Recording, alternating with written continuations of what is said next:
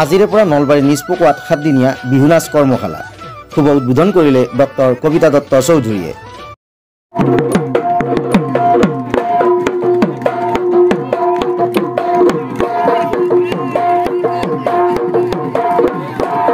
অতীজৰে পৰা কলা সংস্কৃতিৰে আগবঢ়া নলবাৰী জিলাৰ পশ্চিম প্ৰান্তৰ নিষ্পকোৱা গাঁৱৰ 83 সংখ্যক নিষ্পকোৱা ৰঙালী বিহু সন্মিলনী উদ্যোগত যোৱা বছৰৰ দৰে এইবাৰো দ্বিতীয় বাৰ্ষিক বিহু নাচ কৰ্মশালাৰ আয়োজন কৰা হৈছে। পকোৱা হাইস্কুল খেলপথাৰস্থিত বিহুতলীত আজিৰে পৰা 13 এপ্ৰিললৈকে আয়োজন কৰা উক্ত 7 দিনীয়া কৰ্মশালাত প্ৰশিক্ষণ দি আছে নলবাৰীৰ বিহুৱা হেমাংগ দত্ত আৰু বিহুৱতী অৰিঞ্জিতা মহন্তই।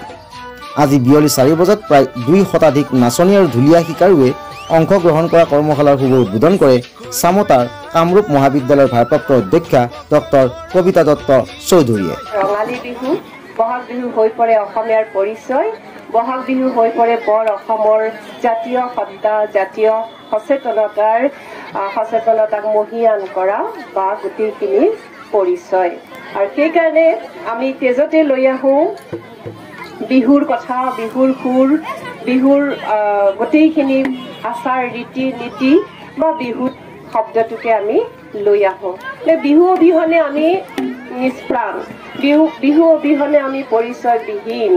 আৰু এই বিহুৱে আমাক আজি সকলো দিছে, আমাক আনন্দ দিছে, আমাক সমল দিছে, আমাক সমৃদ্ধি দিছে, আমাক ঐতিহ্য দিছে, আমাক শক্তি দিছে, আমাক মানে এন্ধাৰৰ লগত যুঁজাৰ শক্তি দিছে। সেইকাৰণে ডক্টৰ ভূপেন হাজৰিকাদেৱে গাইছিলে যে বহাগেই হৈছে আন্ধাৰত দাস।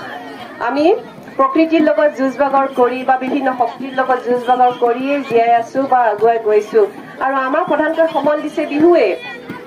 আৰু কালক্ৰমত পথাৰৰ বিহু, চহা জীৱনৰ খেতিয়কৰ বিহু আহি আহি আহি আহি নগৰ চহৰ সোমাল, মঞ্চত প্ৰৱেশ কৰিলে। আৰু সময়ৰ লগে লগে বিহু নাচ, বিহু গীত, বিহুৰ লগত জড়িত বিভিন্ন সাংস্কৃতিক দিশৰ নতুন নতুন কথা বিশেষজ্ঞসকলে দেখুৱাই দিলে।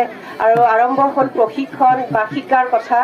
প্ৰথমতে যদিও স্বতঃস্ফূৰ্ত আছিলে যে গছৰ তলত, আহঁতৰ তলত প্ৰকৃতিৰ উৰ্বৰতা বৃদ্ধিৰ কাৰণে বা উচ্ছ্বাসিত যৌৱনক উদযাপন কৰাৰ কাৰণে একদম প্ৰাকৃতিকভাৱে বা একেবাৰে স্বতঃস্ফূৰ্তভাৱে যিটো প্ৰচলন আছিলে, সময়ৰ সোঁতত বিশেষজ্ঞসকলৰ বিভিন্ন দিহা পৰামৰ্শ বা শিক্ষণত বিহুৱে এটা নিৰ্দিষ্ট গতি লাভ কৰিব ধৰিছে। এতিয়া বিহু নৃত্যৰ ক্ষেত্ৰত কেনেকৈ গেৰুৱা দাঙিব, কেনেকৈ হাত লৰচৰ কৰিব, কেনেকৈ শৰীৰৰ অংগী ভংগী হ'ব, এই কথাবিলাক আহি গ'ল। আৰু আমি বিশেষজ্ঞসকলৰ অধীনত বা তেওঁলোকৰ পৰা আমি শিকিবলৈ ললো বা শিকাটো প্ৰয়োজন হৈ পৰিল। কাৰণ বিহুটো হৈছে আমাৰ জাতীয় উৎসৱ আৰু বিহু নৃত্য, বিহুৰ লগত জড়িত কথাসমূহৰ আমাৰ জাতীয় পৰিচয়ৰ এইবিলাক পৰিচায়ক হয়। গতিকে আমি সেই ভুলকে যদি শিকো, ভুলকে যদি আমি প্ৰচলন কৰো, এইটোৱে কালক্ৰমত গৈ পেলাই আমাৰ জাতীয় পৰিচয়ত আঘাত সানিব।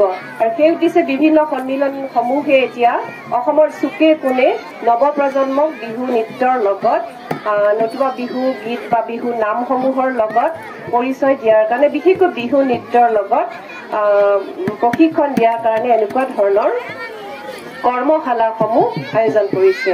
অৱশ্যে সাম্প্ৰতিক সময়ত কৰ্মশালা শব্দটো লৈও অকণমান চিন্তা চৰ্চা বা অলপ এটা মতানৈক্য হৈছে। সঁচা অৰ্থত কৰ্মশালা নেকি এয়া, বা কৰ্মশালা বুলি ক'ব পাৰি নেকি? হয়তো অনুশীলন বুলি ক'ব পাৰি, সপ্তাহজোৰা পষেকজোৰা এনেকৈ অনুশীলন বুলি ক'ব পাৰি।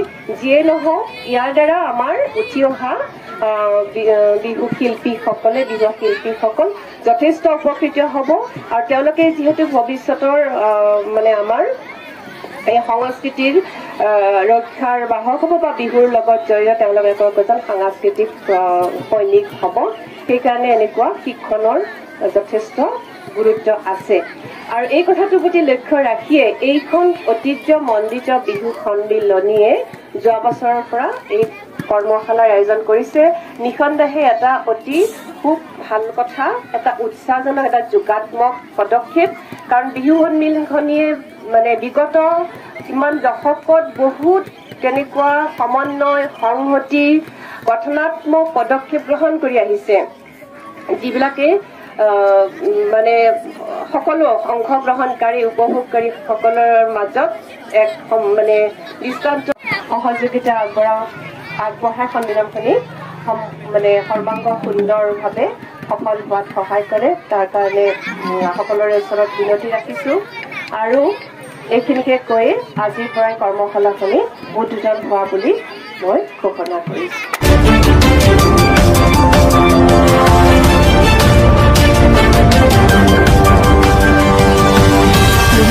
প্ৰতিবেদক লাইভ পোহৰৰ দিশে এখোজ।